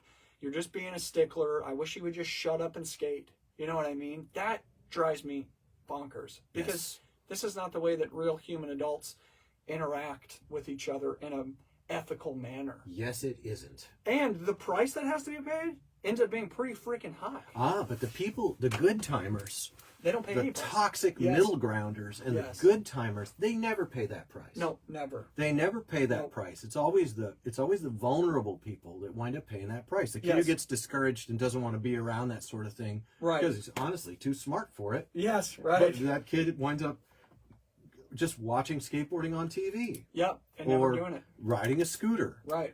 And or doing nothing. Yeah. It's hard to talk about these things without getting, like personal experiences over the years stirred up. Yeah. And which I think is a defect in me. I think that this is really not the time for me to like vent a bunch of stuff, and tell a bunch of stories and like that. That gets really old. I think it is actually the time for that. I mean, that's why people come. This is our perspective. It's for what it's worth. It's our perspective. We do say that. That is our disclaimer. It's for what it's worth. Yes. It's our tagline. It's nice. I'm just so mad that I can't kickflip. Dude, I was thinking we should go out and spend like 4 hours and let's get like one clip of each of us kickflipping and then it would not take 4 hours. We'll pin it. We'll pin it at the top of all of our Goob tubes and Insta slams and all that crap, just as a proof. Anybody who says that we can't kickflip and therefore our voices are now shut down in the community, boom, there you have it. We're finally legit. I think it needs to be said. I don't want to kickflip. I know, It dude. hurts my left ankle. I know, dude. It hurts my hip. Yeah. You know, and then when you don't make it, you have to stop, and stopping is against my skate ways. Yes. You know, I want to keep going. Right. And that's why, like, I don't kickflip because I don't like them. I know. They don't feel good to me. Yeah. Now, like, okay, if everything goes really well, Go ahead. and I have like a ton of sessions, Yeah. A nice I core strength. start getting core strength. Yeah. You might see me, you know, get a little froggy, maybe throw a kickflip. Yeah. Maybe, you know, do something like that. It's happened before. Yes. It will probably happen again. Yes. But no, spend a day skating with me is going to be a day of rolling around and carving. Yep. And doing frontside grinds and a few simple stalls, mostly frontside. Yep. Do I stall a backside Smith, or do I grind a short backside Smith grinds if I get froggy? Yes. You know, but no, man, I don't want to do that. I want to do what I want to do. And what I want to do is not listen to you telling me not to say bomb on a plane. Yeah, right. Because we're not on a plane. I don't have a bomb. We're not on a plane. There's no bomb. And no, the problem is, what makes me mad is that the real problem in skateboarding's community. Oh, we're a family. Okay, well, if we're a family, then I'm the one who's pointing across the Thanksgiving table, ruining everything by saying, you were okay with a lot of crap going on. Yeah. And you were perfectly happy to enjoy your hedonistic bubble while the weak and the sick and the lame were pushed out for decades. Right. You were perfectly happy with Thrasher pushing the street only. Anyone who rides bowl is deficient. Right. You know. And then they finally had to admit Roundwall back into Thrasher, and then they made a big fight against putting any pictures of any trick done at a park. Jeez. It was a massive fight. Jeez. And you were okay with that, and you were also okay with sexual crap that went on at skate parties, and the sponsored people and the industry leaders and the skate shop owners being abusive and coercive and even being criminal this way or that way, or being shady and nasty and burning people. Right. You were fine with that if that shoe fits you. And you probably were, because I was around and I saw a lot of skateboarders who were like, man, just shut up and back, it comes back. If he dies, he dies. If he dies, he dies. If he dies, he dies. Did you ever do kickflips consistently, like Mike Villalobos wants to know? Oh no. Yes, I could kickflip well enough. Yes. When it was still 1980 something. Right. The kickflip came up, and the kickflip was not a straight flick. Mm-hmm. It was a sideways flick. So you were kickflipping, but not like they do now with the back foot catch. Yeah, come on. And boned out and nice and high in the back. Not like it is now. In those days, I actually have a VHS clip of me rolling over a kickflip, no problem. Sick. On a Mike V Barnyard. So that had to be 1990. Yeah. 1989, 1990 or something. It wasn't 91. Sure. Because I wasn't in New York then. I think it was 89. Yes. But I didn't like them. I didn't like doing kickflips. I could kickflip. Yeah. Right. I could kickflip okay. Yeah. And when I went in 1991, when I was skating, I remember that I went skating with a guy. He was really into the tech. Yeah. And we were skating, and I ollied there was just a mild rise, and it wasn't a bank or really even a bump, but there was a rise and then a drop in the sidewalk, and it was a really big, wide sidewalk, and there was a manhole cover involved. Yes. And I popped an ollie, probably waist high. Oh. Yeah, I was really jumping. Glorious, dude. Glorious. I was going fast, mobbing fast. Yep. Popped an ollie like waist high, floated. Yes. And because the ground was dropping out, that's the kind of thing that was like ground zero to me. Bro. Like just levitational, mid-thigh, waist-high. Yeah. You know, like big ollies. I loved them. Yeah. And instead of like kick flipping, Yeah. I would, when we were just farting around, I would ollie melon grab and tweak. Yes.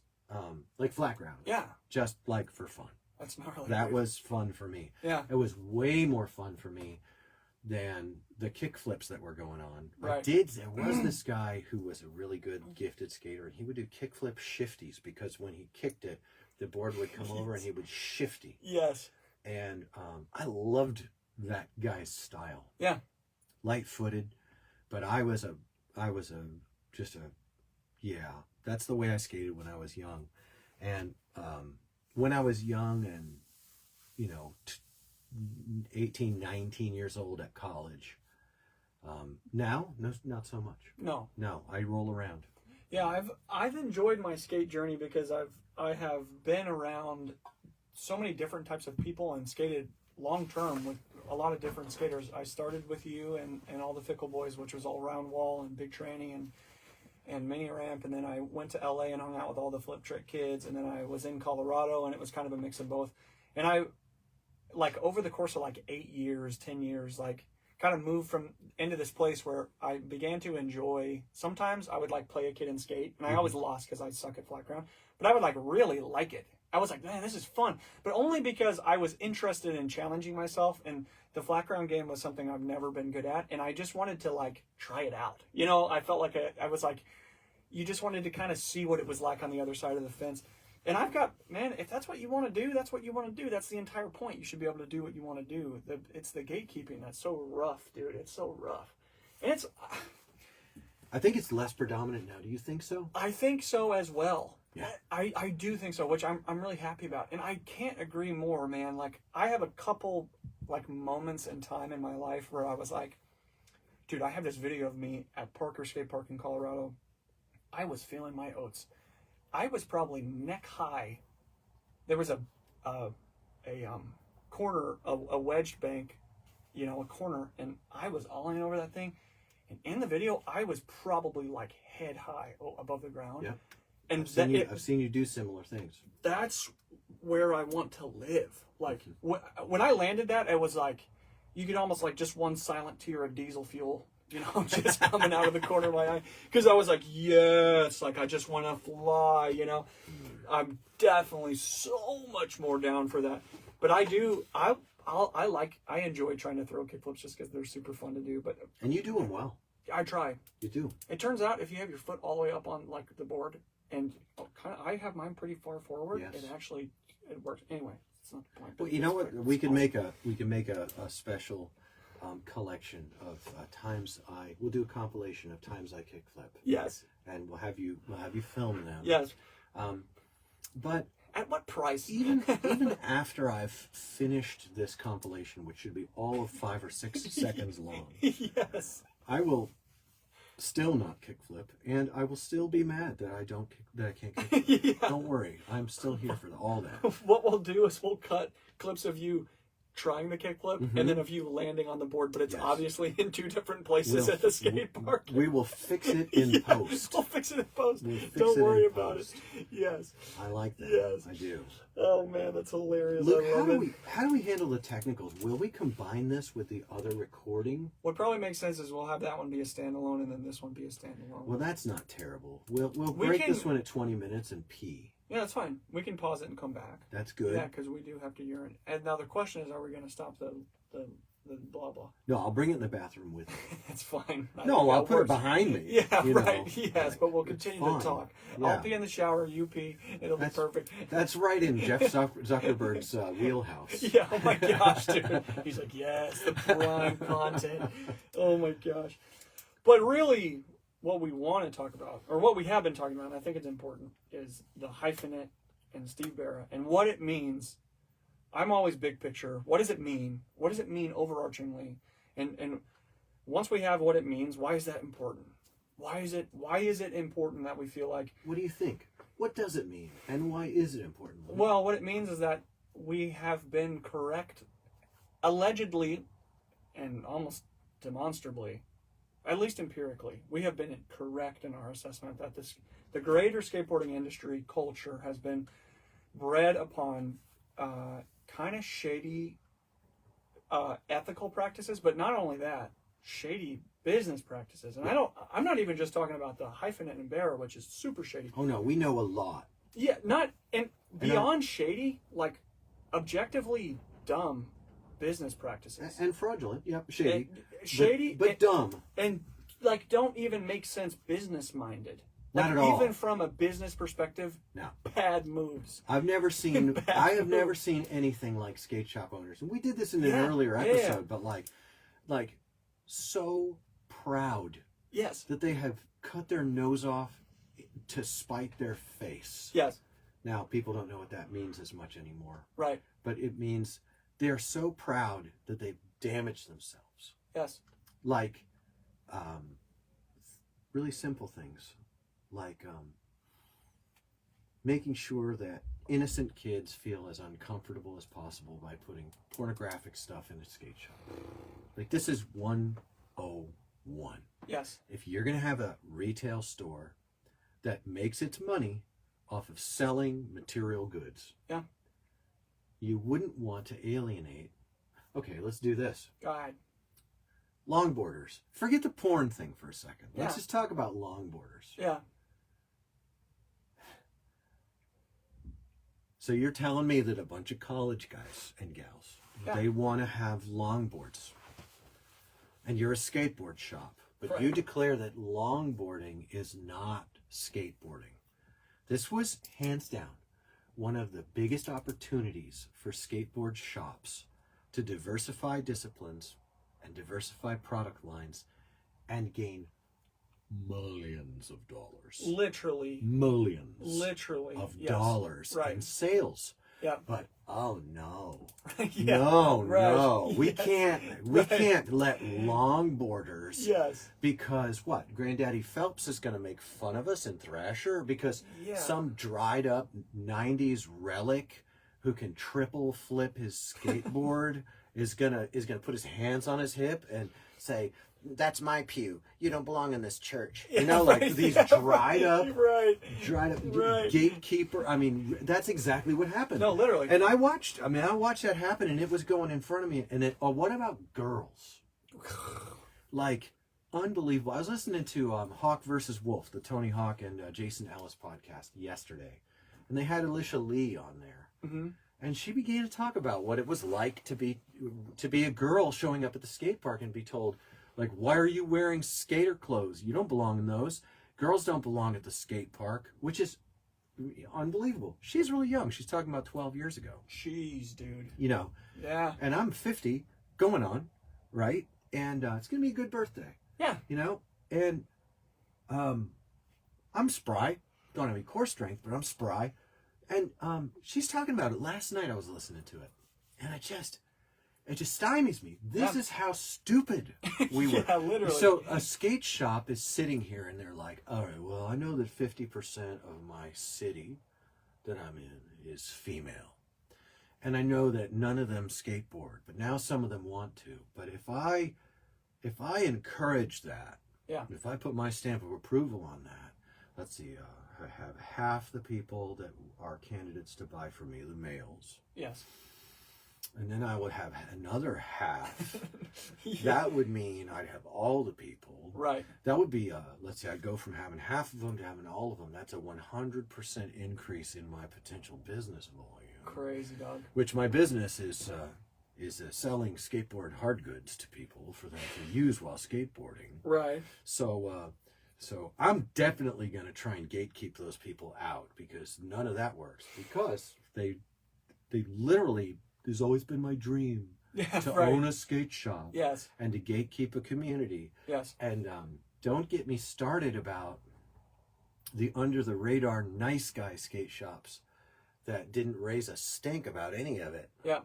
And stuck a couple of Santa Cruz longboards for, in the front of their shop after the walls had already broken down and Sector 9 and ABAC 11 had already made all the money. Yes. And the trend, and so like, look, just unbelievably stupid. Not Yes. that it was very damaging, by the way. Yeah.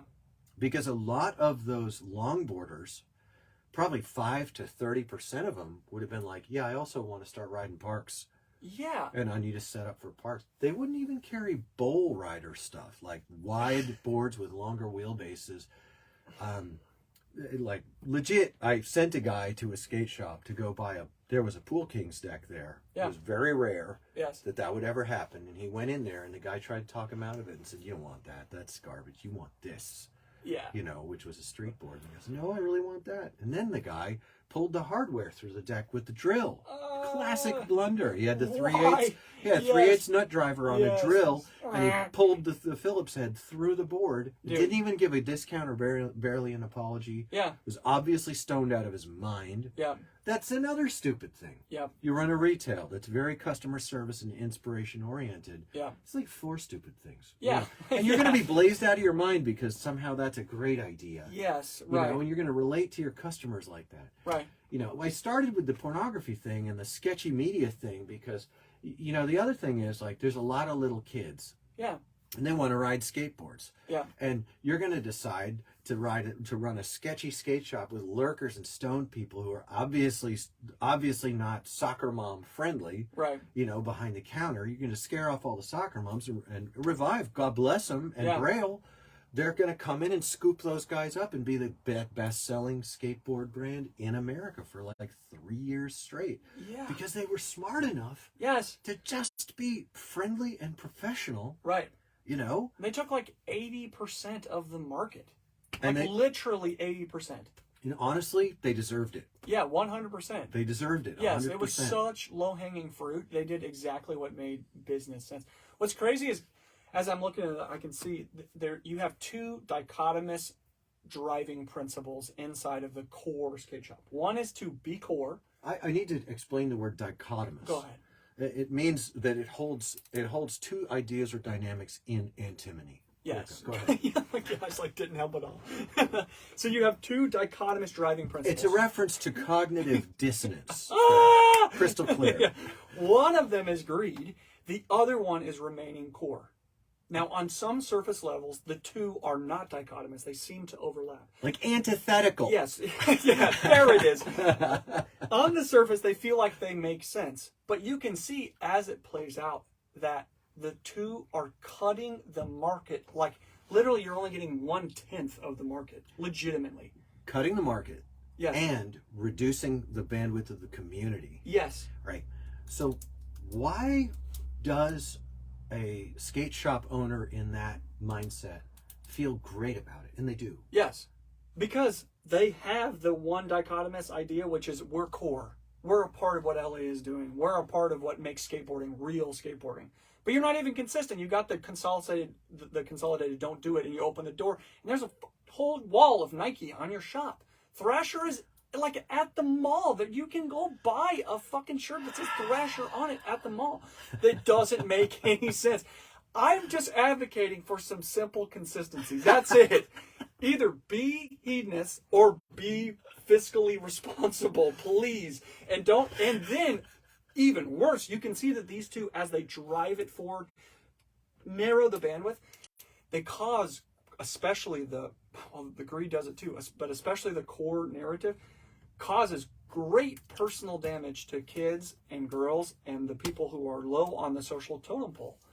You bunch of idiots. It doesn't make any sense. It legitimately does not make any sense. And you can see it on full display. You can really see the fruit coming out in this Hyphenate versus the Barracks videos that we've been talking about. Yeah. It's on full display. Your skateboarding heroes are kind of catty and cons. Straight up. And they've been picking your pocket. And we've been letting them. Straight up, we've been like, well, thumbs up. As long as I'm core, I'll do whatever it takes. Come on, man. Come on, bro. We're better than this. We need to turn the shaman to pressure. Yeah. Yes, dude.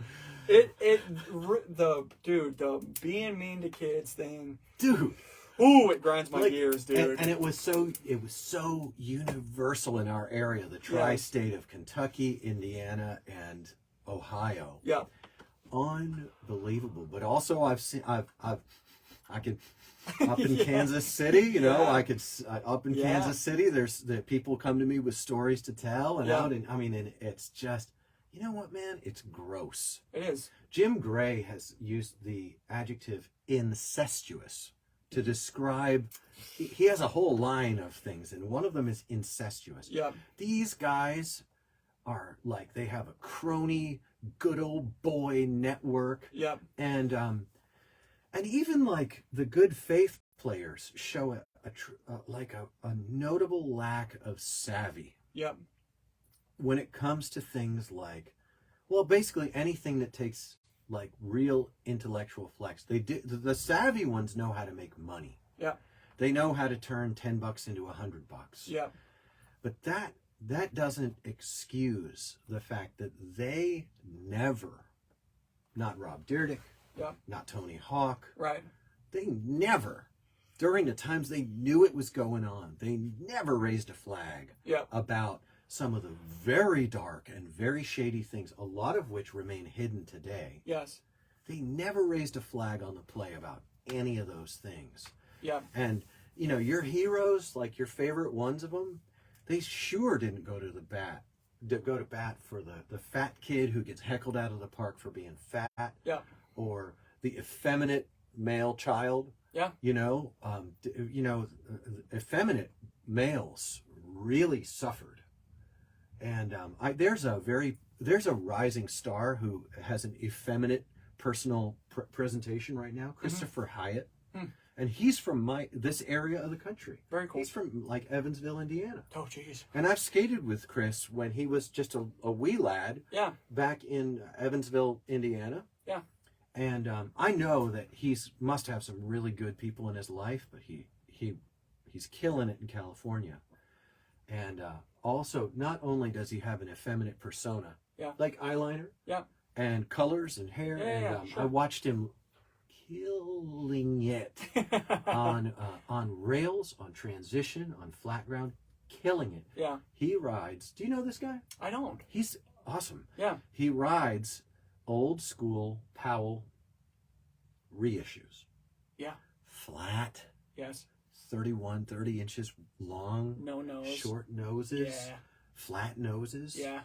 And he has every flip trick Yes. so well. I mean, this kid's talent, I don't know how old Chris is now, but his talent is undeniably respectable in terms of like, and he's a pleasure to watch skate.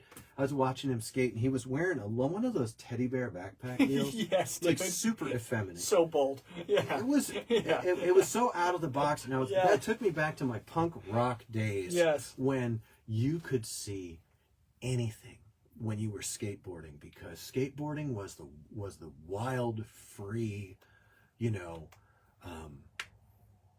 like Yeah. you could see a preppy kid Yeah. decked out in Lacoste, Yeah. and you could see like a crazy punk rock, Yes. like glam goth concept after glam and before goth were a thing. You Yes. know, Right. you could see anything and anything could happen. It was Yeah. just Right. it was sick, and Yeah. we were all rejects. And Sure. those values have Yeah. poisoned my life and my mind, and made it impossible for me to remain silent. Yeah. They made it impossible for me to shut up and skate. Yeah. Don't even get started about who burned down whose warehouse in the skate wars of the brands over there in California, and the kind of mafia loans and crazy BS, and Yeah. who got beat up by which enforcer for which distro. Yeah. Of course. You know, some distros have an enforcer who goes out and beats people up, gets affiliated with the gang, becomes a cop just so he can do his stuff, Right. stab a guy in the leg. It's fine, you know. And you know Yeah. what? You know what I'm. I, do you know? I You know might part not of know. what you're referring to. Yes. I'm saying that, like, nah, dude, those weren't the good old days. Right. Those were bad days. Yeah. Right. Like, all the skateboarding can happen, Yeah. and we don't need that. Right. You know, we really Seriously. don't. Yeah. And I don't know, it'd be great. Not only maybe we could knock a little bit of shine off of that, but really moving forward. Yeah. Like, I'm happy that Hyphenate came up above the radar and told his side of the story. Yep. And, yep. What do you think will happen now? I don't know. I mean, he's broken the one rule, like we talked about before the show. He's broken the one rule that you should never break, which is to talk about it. It's his last video. He said he was going to start a skate-based media thing. I wish him good success in that endeavor. I don't know.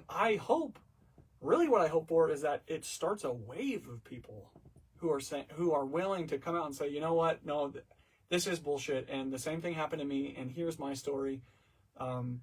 Because these things need to be talked about. I think Jim Gray's assertion that if you're going to see skateboarding as a family, then at the very least, it's incestuous in nature. And it behaves exactly like a dysfunctional family would. You can even see it in the two dichotomous driving principles that we spoke about, because it always has an excuse for anything that it does. If you go into the skate shop and you say, why aren't there maker-made boards in here? They say, well, we're core. And then you go into the same skate shop and you say, hey, if you're so core, why is your entire skate shop essentially just a shoe store for Nike? And they'll say, well, we got to make money somehow. And an outlet for Chinese and Mexican-made boards that aren't skater-made. Right. Oh, like you're saying that it's skater-made, but he's not a good enough skater for me to buy the wood that he's making. Right. Yeah, like I can understand that maker-made doesn't mean the maker's a good maker. Yeah, no, that's fine. Yeah, sure. Right. Why not? There can be problems there. Yes. And some of the makers are rip-off artists. Yes. That's a fact. I started the Makers Movement Facebook page. I'm not the first guy to make skateboards, but I am one of the first guys to open source my whole process and to invite people to become makers. And I've had to give some people the boot for being shady. Right. For exactly this. Right. Right. And oh my gosh. Yes. You know? And not only that, there's some makers out there who want to take credit for being the first guy to do this or the first guy to do that. Right. And they're barking up the wrong tree. Because, no, you're not. You're not the first guy. In fact, you asked a guy how to do that 2 weeks ago. Right. Now you're billing it as the first guy to do it when you know you're not. Right. Why would you do that? Well, I'll tell you why. There's two kinds of people.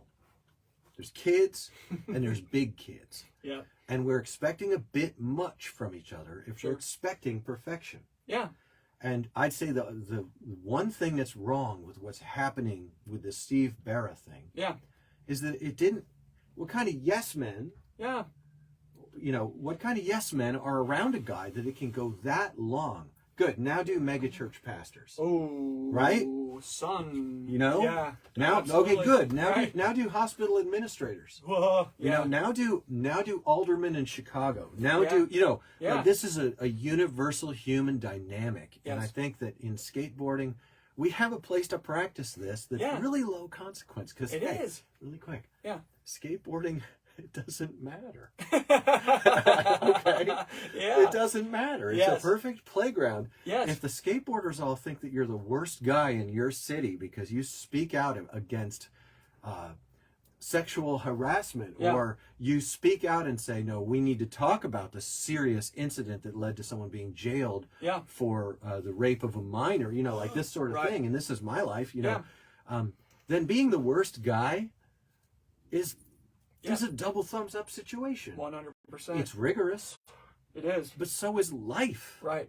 I mean, did you ever have someone you love die of cancer? Yeah. This is nothing.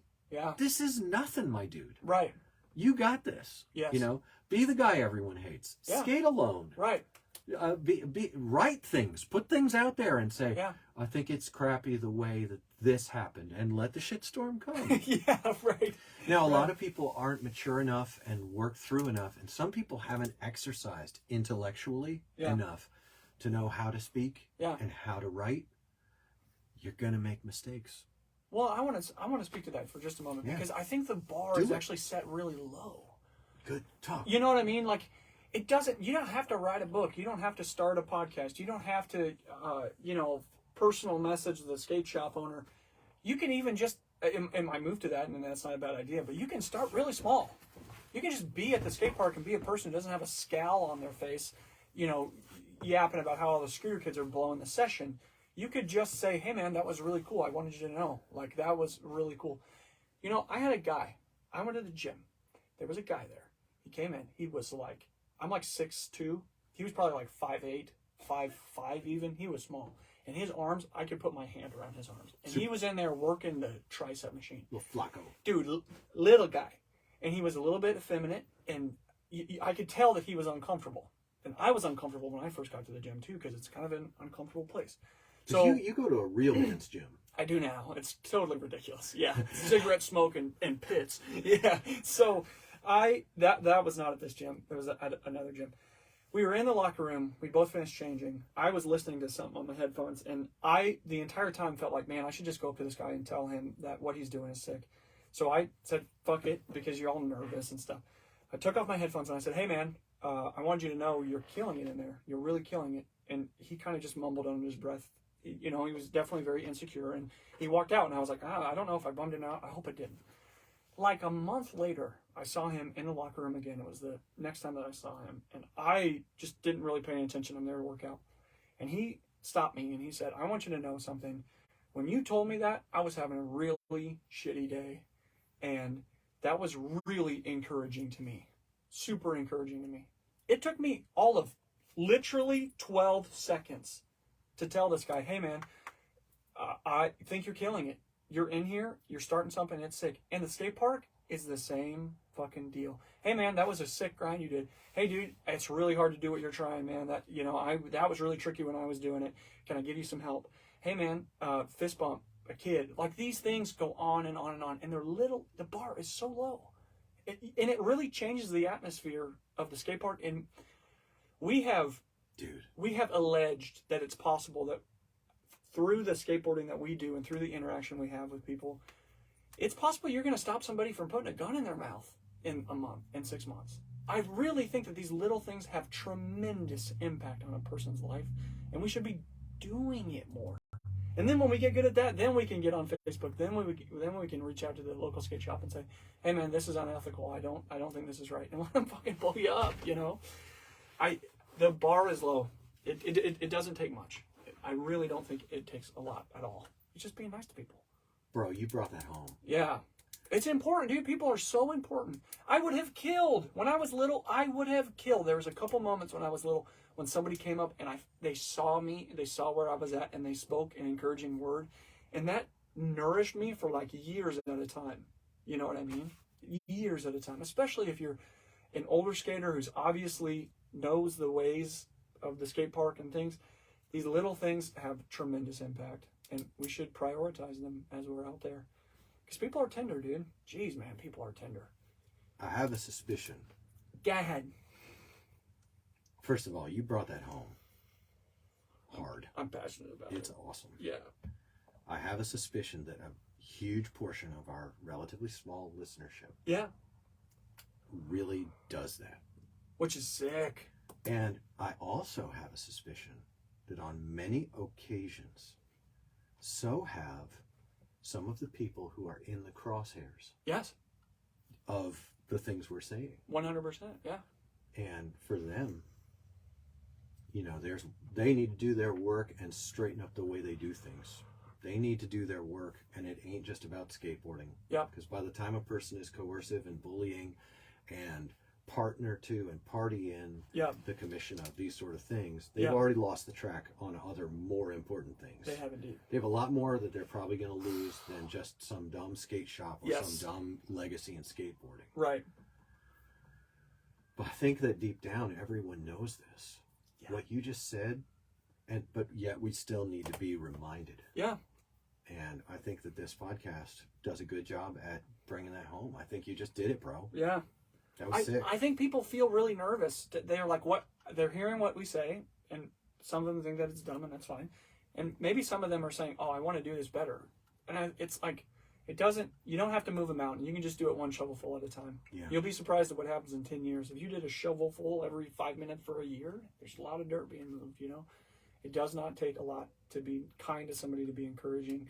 And you might be surprised at what you see, And as you become invigorated, I get invigorated when that happens. I was really happy that guy at the gym said that to me, because it legitimized what I had done. It gave dignity to the shame, the social shame that is inherent to interactions like that. And all I wanted to do was do it more. you know? Encourage people. Yeah, more. yeah, exactly. It's funny because you needed encouragement to keep encouraging. Yeah, exactly. I did wonder if I could Go ahead. offer you a little bit of pushback. Go ahead. All right. You said, like, people think the podcast, what we talk about is dumb. I think that the vast majority of people listen to this podcast think that the podcast is really smart. It's like, But what they know, we're dumb. yeah, dude, yeah. It's a difference. Yeah. So I wanted to make sure that we keep that Yes, clear. clear. Yes, right. We're the stupid ones, not the podcast. And nobody says a word about the podcast. About us, yeah, it's fine. Rule number one. Yeah, yes, dude. Rule number one. Don't talk bad about the podcast. Yes. Oh my gosh, dude, so ridiculous. Man, well, a lot of thanks to Life Skateboards for making skateboards that we really can rely on and really pound on, and they just keep going. Yeah. I have two of the board I like to ride stacked up here in my space. I've got boards in my truck Yes. that I'd love for people to see, and Yeah. would love. Yesterday there were some folks looking at the boards in my truck, and it started to scale through the website and see that, and Yeah. started to do some measuring and thinking about what they wanted to do. And one of them actually picked up a board Yeah. and bought one, Yeah. which is exciting. Yeah. We'd like to see more of that. Yeah. And also, Luke and I are in talks about making skateboards for CapmLew Custom Skateboards, which is still a thing on Facebook. I have a page for it. Yeah. And we're working on doing that. And we're really happy that we get to play in this sandbox. Yeah. We'd appreciate it if we could all clean out the cat cookies. Yeah, right. Come on, man. Yeah. Yeah, kids And, play here. Kids are playing here, but cats like to come in here too. I know. So we'll keep working to get them cat cookies cleaned out of it. Yes. And we're going to keep it up. Yeah. So for what it's worth, this was an installment. We're going to go pee, and I think we're going to do a short one after this. We might double up today because we only have one day this week to do this. So Yes. we'll see if we can produce. Yes. I know that I can produce some urine. Well, for what it's worth, I'm CapmLew. I'm CapmLew. There we go. Laters. I like that. We're still on Facebook. Yes. We appreciate you guys. Words of encouragement. Thanks to Miklash and Scott Laughlin. Good to see you on here. Eric Sanders. Loved having you. Jake Dyer. This is cool. Mike Villalobos. Thanks for being in here. And what else we got? Oh man, I need to spend like Tim Ray came Hi, in Tim. today. Good to see you, bud. Ken Tyson. Man, Bud Stratford. Good to see you. David Seal. And Eric Sanders. yeah, Eric Sanders. Brent Hopper jumped in. Love it. Jeremy Spencer, do you know who that is? I do know Jeremy Spencer. Chris Jones from over in Owensboro, Kentucky. Great to see Chris on there. Man, I like that. Well, Enid DeCrane watching from Europe? Europe. Yeah, she's in Belgium. Oh. Yeah. Thomas Leon. The European market is Ryan just Johnson, blowing up Jay right now. Sloan. We enjoy that you guys joined us for a little while. Thanks for coming in. We're going to finish that up, and we're going to do another episode soon. We are not expecting our Facebook people to